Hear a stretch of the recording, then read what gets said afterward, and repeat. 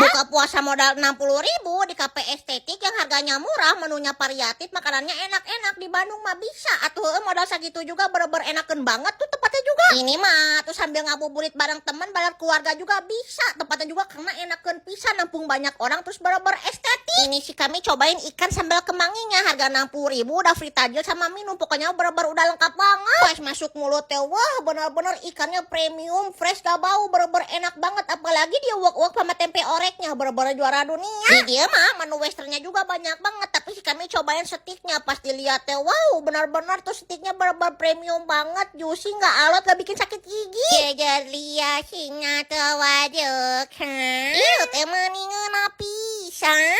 Kalau kurang kenyang mah mereka juga ada menu ala carte yang bisa di-sharing bareng-bareng. Aneka takjilnya juga, ada kolak, ada bubur kacang, pokoknya bener-bener variatif banget. Ini bubur kacangnya juga bener-bener lagi. Urusan minumannya juga bener-bener gemes-gemes sama cantik-cantik. Ini sih kami cobain chocoberry creamnya. Perpaduan antara coklat sama stroberinya teh bener-bener menyatu dengan baik. Cok atuh geura didatengin. Nama tepatnya teh 8 Padi yang ada di Jalan Dipati Ukur.